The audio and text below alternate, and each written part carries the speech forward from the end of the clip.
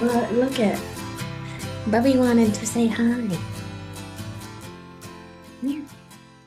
Oh, little Bubs. You see him? Bubba. Yes. He's like, what are you making me do, Mom? Look at it. You're standing so tall, so brave. Bubby. He's like, that's it. No more. I got a new candle during Candle Day, Yeah, what's candle and it day? smells so good. At Bed Bath and Beyond, Bath and Body Works. Oh, It's cranberry and gala apple. ooh, sounds very Smells so fall. good. What? It sounds very fall. Yeah, I love like cranberry smell. Yeah. Well, my candle in here is forest. I'm sure you Oh, never would have guessed that. no, I'm shocked. Okay, so you want to start? Let's do it. Okay, I'm Sierra, And I'm and this is life in the books for brunch. And life is good. and Uella. But also, I think I should highlight this. Oh my goodness. Rabbit. It's Rabbit, Owl, Um, Piglet, and Pooh. yep. And it's like the old drawings of them too, Not like Yeah, the show, like the yeah. original books. So I had to And buy it's like this. Abbey Road. Yeah, that's isn't that hilarious? It's Yeah. Winnie and Frank, so I knew you'd appreciate it with the Beatles. I bet Hannah Oh, would. yes. Hannah would love it. Okay.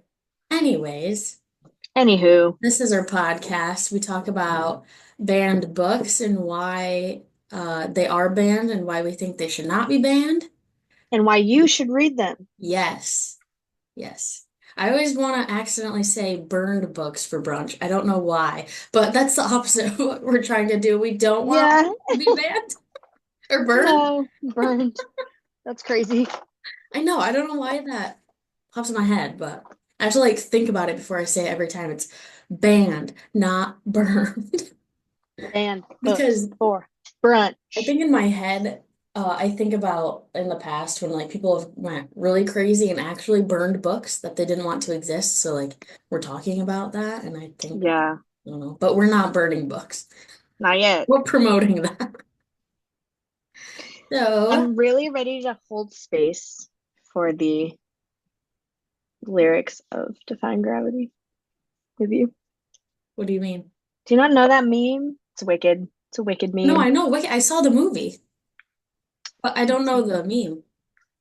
Um, Basically they're in an interview, Ariana Grande and Cynthia Erivo, and the interviewer was like, "So I've heard people are really holding space for the lyrics of Defying Gravity." And Cynthia goes, "I didn't know people were doing that." And starts to like cry, and Ariana grabs her Well, finger. I saw the holding the finger thing. Yes, yes. Did you see the interview after that with Jonathan Bailey and Hot.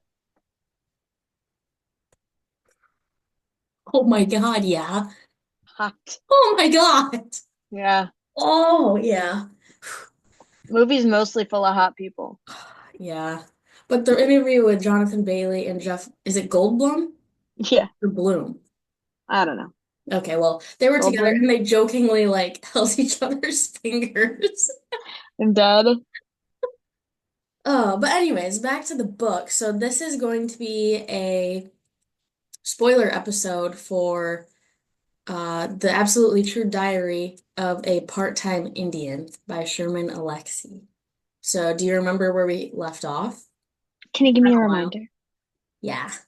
So Elevator pitch.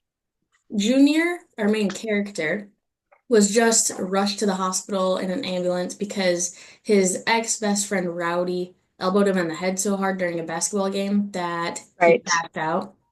Hmm. So he was like rushed out of the gym, taken right to the hospital. And after that, both teams rushed the court, got in a fight with each other. The coach ended up getting kicked out of the game. Some people in the stands ended up on the court. And Welpinit, which is the school that Junior used to go to, ended up winning the game by 30 points. Which is crazy. The game should have been stopped, TBH, but That's true. Do you think at home it would have been stopped if something like that happened? Or do you think they just would have kicked a bunch of If people somebody out went and to the continued? hospital, I Oh, think yeah, that's true. probably. That's true. I was thinking more like if people stormed the court, like Oh, mid well, game. also that, yeah. Tessie the chaperone would have kicked them all out. Oh, Tessie would have been furious. Yeah. Anyway, so Okay, Junior's so been rushed to the hospital. yeah, now to talk about what you have not heard yet. Ooh. Hold on to your seat and your lumbar support pillow. Junior only got a concussion, luckily, but he was staying overnight for monitoring, considering his already damaged brain condition. He was surprised to see that his coach showed up to see how he was doing, though, and they ended up staying up all night together, sharing stories with each other and just talking about their lives. Isn't that really cute? Yeah, that's really wholesome. Yeah.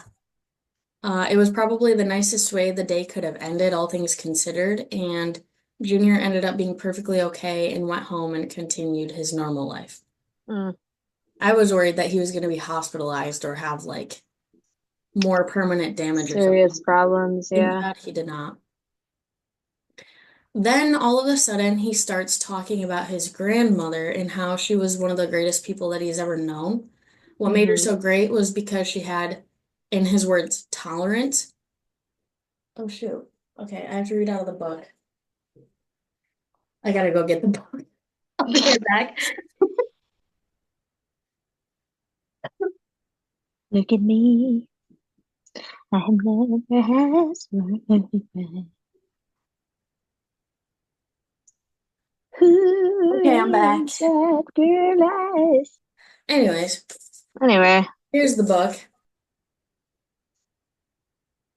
I can't hear you for some reason. I was just whispering to myself.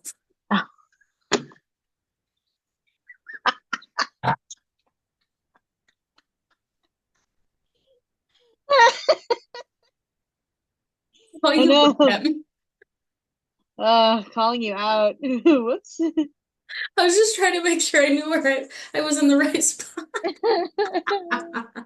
Oh Okay. no.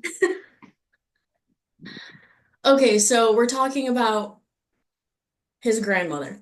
Hmm. And Junior says, now in the old days, Indians used to be forgiving of any kind of eccentricity. In fact, weird people were often celebrated. Epileptics were often shamans because people just assumed that God gave seizure visions to the lucky ones. Gay Mm, people were seen as magical too. I mean, like in many cultures, men were viewed as warriors and women were viewed as caregivers, but gay people, being both male and female, were seen as both warriors and caregivers. Gay that's two people could do spirits. anything, they were like Swiss Army knives. My grandmother had no Fancy. use for all the gay bashing and homophobia in the world, especially among other Indians. Geez, she said, who cares if a man wants to oops, no, not marry another man. All I want to know is who's going to pick up all the dirty socks. Of course, And you know what? white people showed up and brought along their Christianity and their fears of eccentricity. Indians had gradually lost all of their tolerance. Indians can be just as judgmental and hateful as any white person, but not my grandmother. She was still hung into that old time Indian spirit, you know? She always approached each new person and each new experience in the same exact way. Isn't that amazing? Yeah, thank God. Did you know that in Indian or like native cultures, that people who weren't heterosexual were seen that way? Hmm. Yeah, There's a woman on or a person on Canada's Drag Race right now who's Two Spirit, and they are incredible. Like, does a lot of education on it, which is really cool. awesome. Um, Also another place to find really beautiful and amazing Two Spirit people is if you watch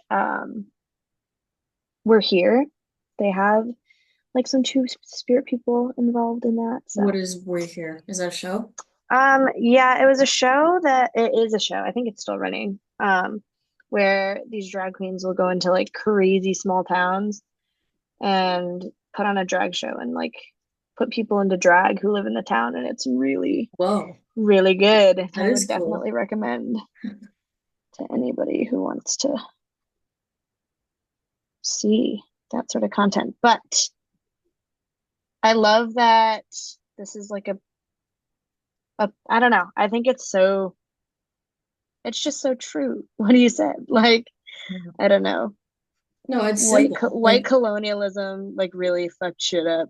yeah, yes. And so, like, not to, I mean, this won't really give anything away, but the book I'm reading right now for another episode talks about how having like such a strict religion just creates fear and like no Hmm. room for individuality or like the book says eccentricity.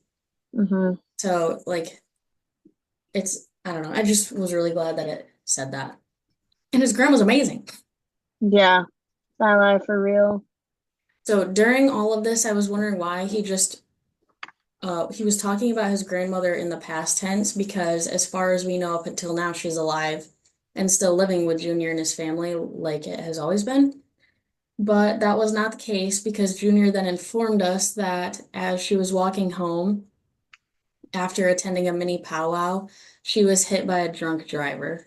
Oh my God. I know, Ah, I know. no.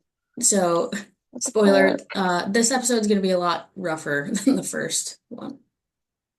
Damn. Yeah, Give me a break for one episode, huh? I know. So she did make it to the hospital, but didn't make it through emergency surgery. And the last thing she said was to forgive him. And they're not like 100% sure they knew who she was talking about, but it's assumed she meant to forgive the person that hit her. And Junior noticed that even during her last seconds on Earth, she still advocated for love, forgiveness, and tolerance. Because of this, Mm. Junior said that even dead, his grandmother was a better person than anyone else in their family. Ah, Yeah. grandmothers are so special. hmm They Like really are grandparents full in of love, aren't general. they? Yeah.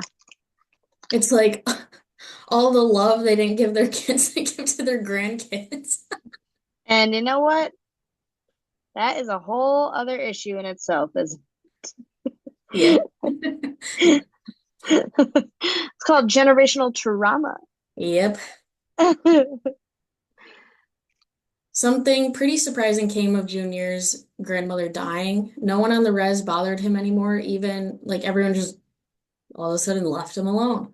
And he thinks that it's because they realized how much crap he'd been through, but he's not 100% sure. Either way, he's just glad for it. He like obviously you get sick of people nagging you literally everywhere you go, All the time, like yeah. literally beating you.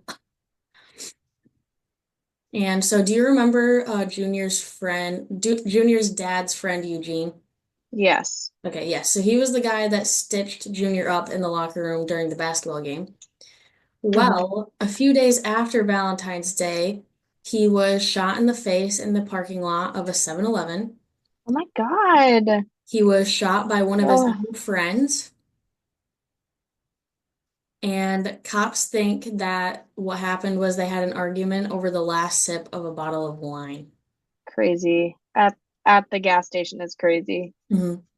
And the cops actually had to guess what happened because the guy that fired the shot was so drunk he couldn't even remember that it happened.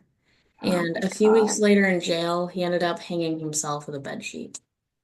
Jesus. Yes. So I should have said this earlier, but if suicide or death in any way is triggering, maybe just be conscious of that, or maybe skip parts of this episode, or maybe just read the book for yourself. I'm not sure, but I guess proceed with caution. Hmm. This sent Junior's father into a drinking binge. Junior didn't know how much loss that they could take, but he didn't think it could be much more. He felt completely devoid of joy and only felt grief. He felt anger too, though. He was angry with God, he said. He also felt like this was all of his fault, and he blamed himself for all of the deaths. He That's felt that, crazy. I know, like what a burden to put on yourself for so many people. He felt like this though because he feels like he cursed the family, and those that he cares about because he chose to go to Reardon. Uh, That is poor why. kid. Yeah. He was contemplating at this point going back to Welpinette. And at this point, he wasn't really attending school much at all. He'd missed over 20 days of school, but it wasn't just because Yikes. he was skipping. He either had a wake or a funeral to go to. He couldn't find a ride to school. There was no money in the house. His mom wanted him to stay home because she was scared, or his mom had him go searching for his dad with her to bring him home and make sure Mm. that he was safe. So not only was he being forced to deal with the death of multiple close people in his life, but like he's helping his mom cope and he's helping his mom go get his dad to make sure he's safe. And Yeah, poor even if he, kid. This is a lot for a kid. yeah, and even if he did want to go to school, he didn't have a ride. And if they did have a Jeez. ride, sometimes they didn't have money for gas. So like he Oh my couldn't win God. in any situation. Jeez. They're all going through so much right now, it makes sense that it would be hard to go on. And especially because most likely none of the kids at Reardon would be able to relate to him. Mm-hmm. When he did finally make it to school, he had more crap to deal with, of course. He walked into the social studies classroom only to have his teacher mock him by telling the class that they have a guest in their class that day because he'd missed so much school. Do you know what I mean? Like he comes in, Yeah. he's like, "Oh, class, like we have a guest The today." special guest. Yeah, shut up. Yeah. Hey, shut it. Okay. And then she proceeded to call him out for missing too much class. And I wrote, Crazy. and before you think, oh, maybe she thought he was just skipping school and had no idea what he had been going through, that's not the case. She knew what had been going on and decided to act like that Decided to mock him despite that. anyway. Yeah, like, Horrible. why would you do that? Awful. You'd think that Junior would have stood up for himself, but he was so defeated at that point that he wasn't really going to do anything. He was just kind of like what just happened? Floating through, yeah. He didn't have to actually stick up for himself though, because the whole class stood up for him Oh, by thank God. literally standing up, dropping their textbooks on the floor one by one. Then they all walked out of the room. And then I wrote, Good folks. boom. Yeah. Boom. Boom is right, honestly. What the fuck? Teachers are sometimes The just people, I opposite guess, in general, of are what a just teacher not, can. yeah, what they Yeah. should be. So like they're in high school, like a teenager. Hmm. Yeah. Why you why you bullying a student? That's so crazy and out of pocket. Yeah. But I don't know, this situation was really cool because like all the kids were standing up and they didn't all just like drop their books, walk out. They like took turns dropping their books around the room. Then they all walked out together. Thank God. Yeah, that's cool. He needs I feel like he's getting the support that he deserves. Hmm. Poor Junior. And needs really. Hmm. So this gave him a little bit of hope and a little bit of joy. A little bit of progress. It's good news. Hmm. After this, he decided to find little pieces of joy in his life, and he did this by making a list of the people that had given him the most joy in his life, the musicians who had played the most joyous music, his favorite foods, favorite books, and favorite basketball players. He kept making lists of the things he loved, and he drew cartoons of the things that made him mad, and this became his method to deal with grief. So that's Mm. pretty cool. Yeah, I love that. Yeah, he's a smart boy. Sounds like it. Now, moving on to another topic, we are back to basketball where we left off last time. Junior never expected to be good at basketball, but somehow he was. He became a freshman starter on the varsity basketball team. He was basically their secret weapon since he was such a good shooter. His coach said he could even see him playing some college ball, which was totally shocking to Junior because it's kind of unheard for an Indian to go to college and to hear those two words in the same sentence is what Hmm. Junior said. Hmm. Reardon was doing super good as a team, winning 12 games in a row, and they won by double digits the more majority of the time. But Wow. it was time to play Welpina again, and this time they were coming to Reardon's gym. So Junior Okay. was hoping that the game would turn out a little bit better this time. Hmm. Fingers crossed.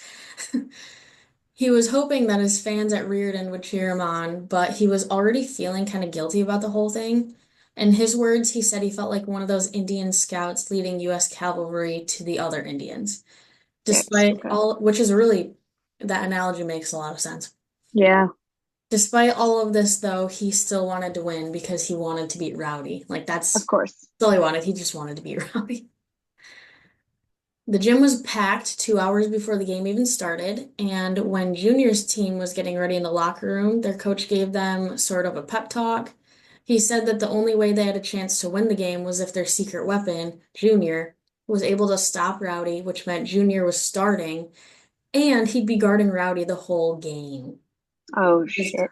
crazy. Yeah, the kid that elbowed him so hard in the head, he had to, Be hospitalized? yeah, be hospitalized. Yeah.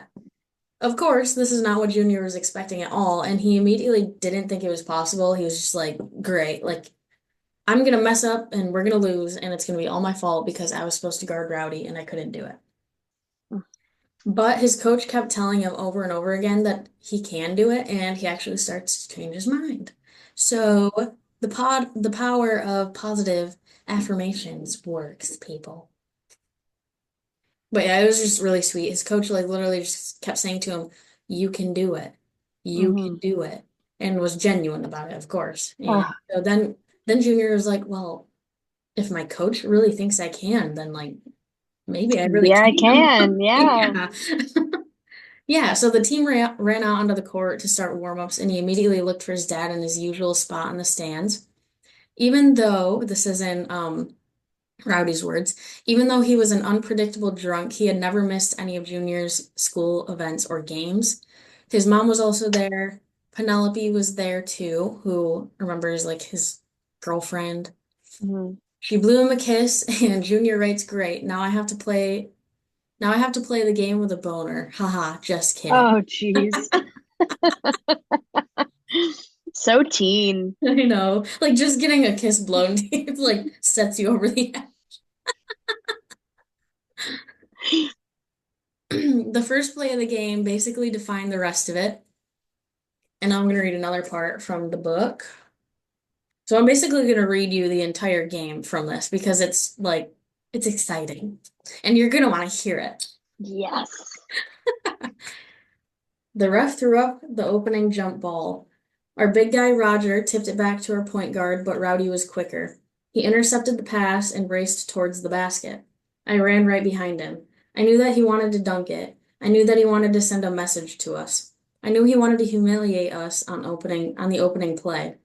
And for a second, I wondered if I should just intentionally foul him and prevent him from dunking. He'd get 2 free throws, but those wouldn't be nearly as exciting as a dunk. But no, I couldn't do that. I couldn't foul him. That would be like giving up. So I just sped up and got ready to jump with Rowdy. I knew he'd fly into the air about 5 feet from the hoop. I knew he'd jump about 2 feet higher than I could, so I needed to jump quicker. And Rowdy rose into the air, and I rose with him. And then I rose above him. Yup, if I Yes. believed in magic and ghosts, then I think maybe I was rising on the shoulders of my dead grandmother and Eugene, my dad's best friend. Or maybe I was rising on my mother and father's hopes for me. I don't know what happened. But for once, and for the only time in my life, I jumped higher than Rowdy. I rose above him, and he tried to dunk it. I took the ball right out of his hands. Yes. Yep, we were like 10 feet off the ground, but I was still able to reach out and steal the ball from Rowdy. Even in midair, I could see the absolute shock on Rowdy's face. He couldn't believe I was flying with him. He thought he was the only Indian Superman. I came down with the ball, spun, and dribbled back towards our hoop. Rowdy, screaming with rage, was close behind me. Our crowd was insanely loud. They couldn't believe what I had just done. I mean, sure, that kind of thing happens in the NBA and in college and in the big high schools, but nobody jumped like that in a small school basketball gym. Nobody blocked a shot like that. Nobody took a ball out of a guy's hand as he was just about to dunk. But I wasn't done, not by a long shot. I wanted to score. I'd taken the ball from Rowdy, and now I wanted to score in his face. I wanted to absolutely demoralize him. I raced Yes. for our hoop. Rowdy was screaming behind me. Jeez. Imagine him like chasing and screaming. Ah! It's intense. My teammates told me later that I was grinning like an idiot as I flew down the court. I didn't know that. I just knew I wanted to hit a jumper in Rowdy's face. Well, I wanted to dunk on him, and I figured with the crazy adrenaline coursing through my body, I might be able to jump over the rim again. But I think part of me knew that I'd never jump like that again. I only had one epic jump in me. I wasn't a dunker, I was a shooter. So I screeched to a stop at the 3-point line and head faked. And Rowdy completely fell for it. He jumped high over me, wanting to block my shot, but as I waited for the sky to clear, but just as I waited for the sky to clear, as Rowdy hovered above me as he floated away, he looked at me. I looked at him. He knew he'd blown it. He knew he'd fallen for a little head fake. He knew he could do nothing to stop my jumper. He was a sad man. Way sad. So guess what I did? I stuck my tongue out at him like I was Michael Jordan. I mocked him. And then I took my Ah, three-pointer and buried it. Just swished that sucker. And the gym thank God. exploded. I know. That's fierce. People wept, really. My dad hugged the white guy next to him. Didn't even know him, but hugged and kissed him like they were brothers, you know? My mom fainted, really. She just leaned over a little bit, bumped against the white woman next to her, and was gone. She woke up Ah. 5 seconds later. People were up on their feet. They were high-fiving and hugging and dancing and singing. The school band played a song. Well, the band members were all confused and excited. So they played a song, sure, but each member of the band played a different song. My coach was jumping up and down and spinning in circles. My teammates were screaming my name. Yup, all that fuss and the score was only 3-0. But trust me, the game was over. It took like 10 seconds to happen, but the game was already over. Really. What's going on with my voice? Really? Really? It can happen that way. One play can determine the course of a game. One play can change your momentum forever. We beat Welpinett by 40 points. Hell yeah, I they did. know. Isn't that That's awesome? awesome. Yeah, Oh, my chair. the writing really did it. I know, I had to read it. It was so good. So, even though the outcome was exactly what Junior wanted, he felt full of shame. Everyone was celebrating on the court after the game was over, but he looked over to his dad and expected the same from him. But he looked sad and was looking farther down the court, down at the Welpinett team. Then Junior looked down at them, realizing that most of the people on that team probably didn't have breakfast that day, or had parents that were into cocaine and meth, or had fathers in prison, or knew they were never going to college. And because of this, he felt shame. He knew Rowdy's father was probably going to beat him when he got home because they lost that game. He ran to the Jesus. locker room, threw up, and sobbed because of it. Isn't that horrible? So even like when he's supposed to be happy, he can't because of Yeah. the way his life is. And how is it that he got to go to the private school? It's not a private school. It's a Oh, public school. It's just farther away. And the reason that his parents agreed to let him go to the school and to like help make it happen was because they just wanted their kids to have better lives than they did. And they knew that going to right, that school would like make that possible or help right, make it possible. right. Not too long after that, Junior was in chemistry class when the guidance counselor interrupted to say that she needed to speak to him right away. After they went out into the hall together, she told him that his sister was gone. Classic. So here's another shot down. Of course, he was completely shocked. I mean, how do you really comprehend losing another person after you lost so Wait, many? died? Yeah. Oh my God. Yeah, remember his sister moved away to Montana and got married and was like never gonna come back? Yeah, Yes, so this is what she means. She's passed away. gone. Jesus. Yep. Junior's dad was already on his way to pick him up, and while he was waiting outside, it was snowing pretty hard. This made him really worried that his dad went off the road and had also died, because at Oh this my point he's God. just like Yeah. paranoid to lose everyone he loves. Yeah. I mean, people are dying left and right, it seems. So, Yeah. And that's not even an exaggeration. Time kept passing, and his dad didn't show up. he was saying over and over again, God, please don't take my daddy too.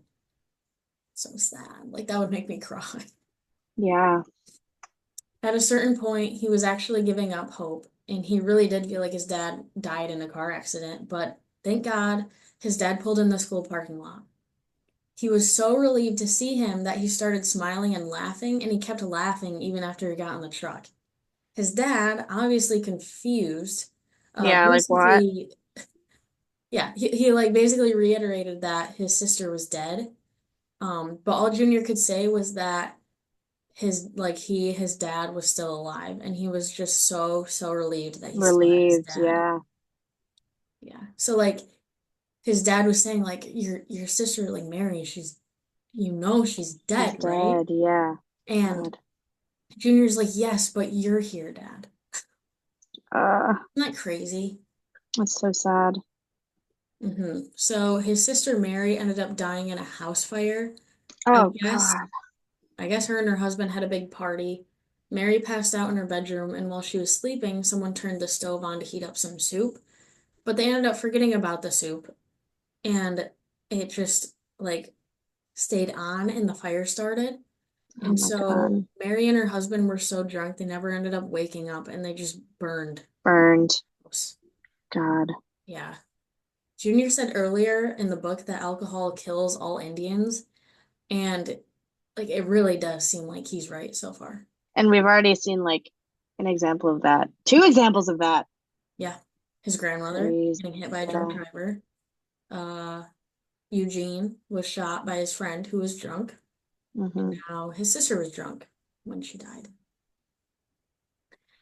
When the funeral was happening, Junior couldn't stand to be there, and he sprinted away into the woods, but he actually collided with Rowdy, who had been watching from a distance.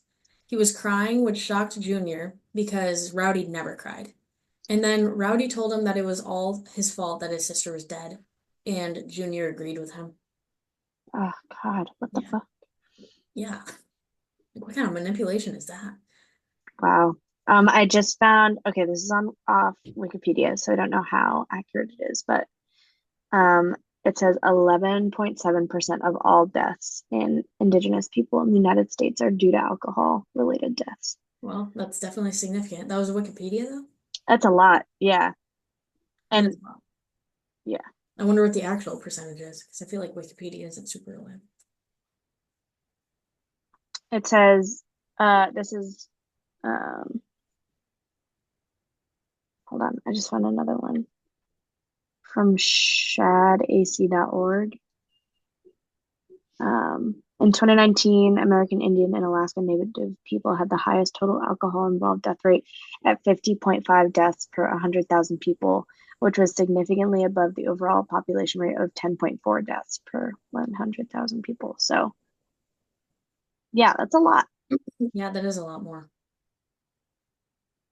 And it There's just like, makes me mad because the like white people did that to them. yeah. Oh, yes. Oh, I knew you were drunk, so like, oh, Well, yes. aw. That's so funny. I can't remember who it was. I think someone I might have went to Naz with. They went to Acadia semi recently, and they posted a picture of like an exact spot that we were standing. And I was like, oh That's my so God, I know funny. where this is. I love it.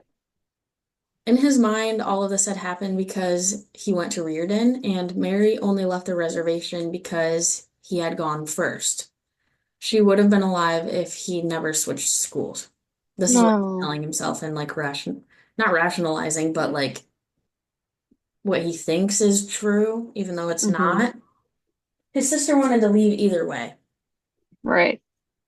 He went right back to school after, but he didn't know what else to do. So like that's why he went back to school. It's not like he was just gonna hang out at home. And when Yeah. he walked into school, everybody was there to give him hugs or pats on the back. He went from God. everyone ignoring him to everyone caring about what happened to him.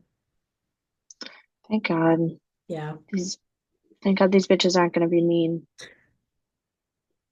these bitches are not gonna be mean. Thank God.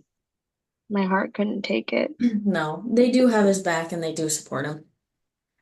Junior and his parents went to the cemetery one day to clean graves and spend some time there.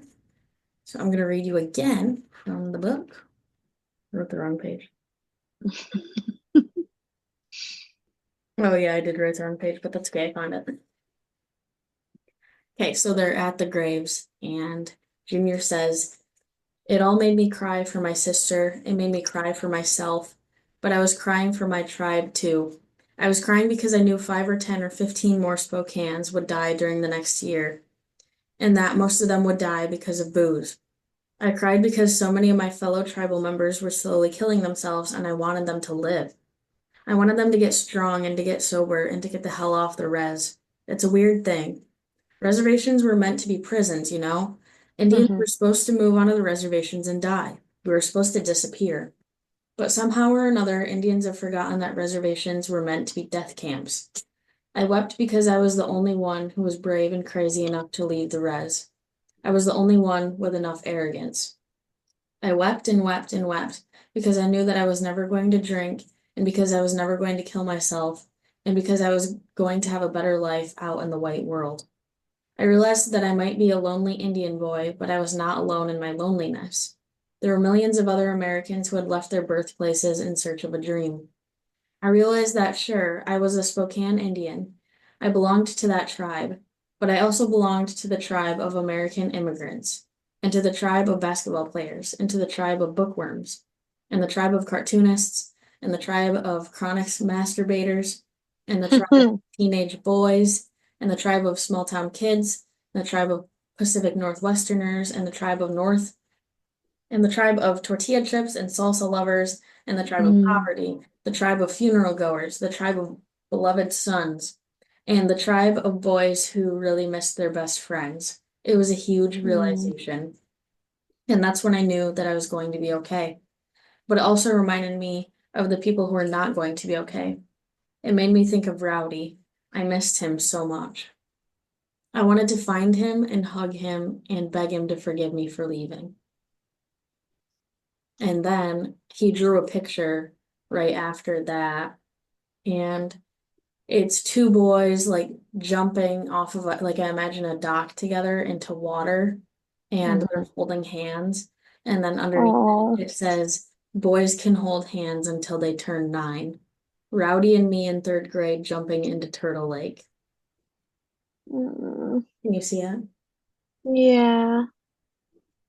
Isn't that so sad? Yeah.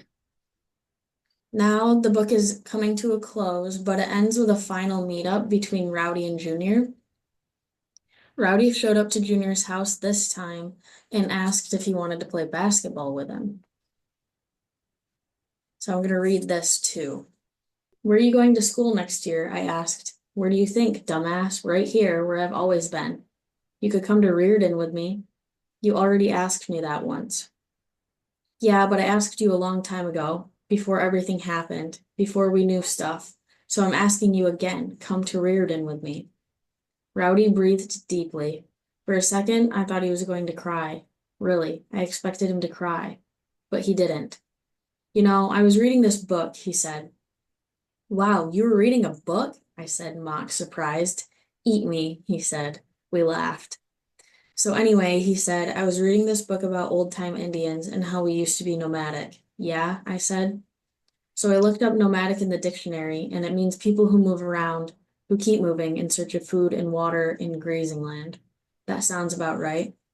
Well, the thing is, I don't think Indians are nomadic anymore. Most Indians, anyway.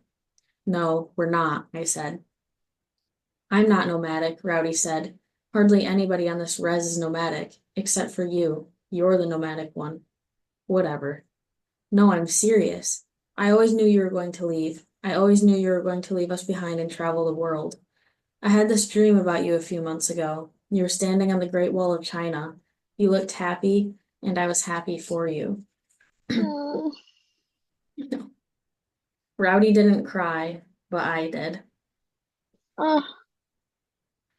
"You're an old-time nomad," Rowdy said. "You're going to keep moving all over the world in search of food and water and grazing land. That's pretty cool." I could barely talk. "Thank you," I said. "Yeah," Rowdy said. Just make sure you send me postcards, you asshole. From everywhere, I said. I would always love Rowdy, and I would always miss him too. Just as I would always love and miss my grandmother, my big sister, and Eugene. Just as I would always love and miss my reservation and my tribe. I hoped and prayed that they would someday forgive me for leaving them. And that's it. Wow. I mean, there's a little bit in the book after that, but I didn't read the rest of it. But so after all of that time, Rowdy forgave him. yeah, they finally get some closure with each other and Thank God. almost like I'm sure that was amazing for Junior to hear because then he wouldn't feel as guilty, like moving on with his life and living his life. It's because, of course, we know that he wasn't leaving Junior or he wasn't leaving Rowdy behind, but Rowdy acted like he was for the majority of Yeah. Wow. That was so good. Yeah. So, oops, I just like splashed my water everywhere somehow, or my teeth. But yeah, so the book was like, I would say the majority of the book was good and like happy and uplifting. Of course, it was bound to be really sad. I feel Of like in course. some I feel parts. like whenever you're talking about um like youth and when it involves like breaking out of an environment that isn't good for them, it's gonna be like there's gonna be sad and tragic moments. I also think like I don't know, it's the very real experience of obviously this is sort of autobiographical, Autobiography? or Did like you say? yes, it is an autobiography, but I meant like it's autobiographical in the fact that like Oh, the author is writing about a similar experience to what he had that like I think is a really important experience to share, especially because reservations are still alive and well and are used as like systems of oppression for yeah, indigenous people. yeah, And I think to have a story like this that's like from the perspective of like a young person is really important because it's not just tragedy. There's also a lot of joy in it. And I think it's mm, important to like highlight those stories as well as like I'm gonna sneeze. Oh, it went away. I was about to I say, I hate when that believe happens. it.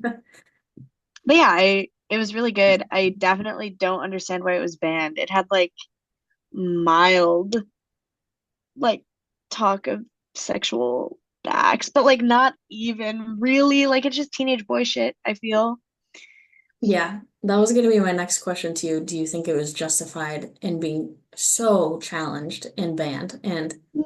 you just answered the question, but it could have been so much worse. Junior had a girlfriend. Like Yeah. he could have went deep into talking about like her and his thoughts about that. And like I think the only times he ever even mentioned masturbation were the times that I mentioned it. And so that was what, twice Yeah. in a like over 230 page book. So Yeah. that's not a Crazy. lot. Like I don't understand. Crazy. I don't know. I thought that maybe, oh, hold on. I'm getting a call from Garrett. He must want to be on the podcast. Oh, yes. Hello, listener. Hello, boy. Hey, baby, what's going on? Just recording an episode with for the podcast. Oh, okay. We What's didn't it called know for? we didn't know that we were gonna have a guest speaker today. Welcome, Garrett, to Banned Books for Brunch. What are your thoughts? Weird. Said, what are your thoughts on the book today? Well, from what I hear, it's going to be a long episode. Well, jokes on you. There's a lot to get into, and you guys are going to get into it. And you're right. Sounds like Garrett's really holding space for us. That'd be a first. You should tell Sierra that I'm right all the time. She Uh, says. You're hilarious. She won't go that. Emily won't go that far. And I don't know if she heard you. Emmy, tell her I'm right all the time. uh, yeah. What do you say? Nothing, he's just being dumb. All right. Well, Okay. I love you. Hope that goes well. Thanks. Thanks, love you too. Bye. Hi, Garrett. Hey, look at this. I don't know if you can see it. I'm looking. It's my grandma. Oh, and the picture, yeah, Christmas tree in the back. I see the door. She's holding the cards. Oh, that's sweet. Actually, I thought you were drawing Junior because that kind of looks like Junior because he had the short hair with glasses like that. Mm. Like, look, Oh, yeah. this is Junior. Is that my grandma? That's funny. But yeah, this book should not have been banned or challenged like it No, has been. Like no. the one thing that keeps popping in my head when I think about people being upset with it is the teacher that got suspended for just bringing up the idea of of reading this book in their English class. That's crazy. Yeah, If that at is Beaver wild. River Central School, we can read 13 Reasons Why as eighth graders. That book is challenged a lot in banned Yeah. places. Yeah. But like, I don't know, crazy. I think it's a really important novel that should definitely be used. Like, I feel like I don't know, And big you fan of learn that. you learn a lot about other stuff too. Like if people didn't know before about Native American beliefs about like people that aren't heterosexual or like epileptic people, Is. things like that. Yeah. Like that's just like I think those are just cool facts in general. Yeah. Anyway, so it's just there's a lot to learn from this book, and it was cool to get inside Junior's head and Yes. hear how a boy would go through this kind of stuff because like we're not boys either, so we had a different experience going through high school than him, Yeah. obviously. Mm-hmm. Mm-hmm. But yeah. Yay! So, everybody, we want to remind you that These books belong, and so do you. Boom, boom, perfect. boom, boy, tell What are you singing? Keep going. watch me win and watch me home. That was You the got song. Soldier Boy and Superman at home. Watch me, you. Ooh. Perfect. Anyway, thank you. Thank Thanks you. for Catch us next listening. time for a story from me. Yeah, I'm so excited to sit back and listen, and I'm gonna make something too, like an actual brunchy meal. So if you want to know what I'm gonna eat, check back in because I'm sure you're all very interested. Yeah, our millions of listeners. Yes, yes. We actually have 3 subscribers. One is me, but there's one. 2 subscribers. I don't know who one of them is though. Actually, I might have also. 1 subscriber. It's Garrett's sister then. Yeah. Yeah, Audrey. Shout out Audrey. Shout out Audrey. We're gonna be successful all because of you. Yeah, subscribe for a shout out. I like that idea. All Anyway. right, we gotta go. Yeah. Cut this recording. Yeah. Bye-bye.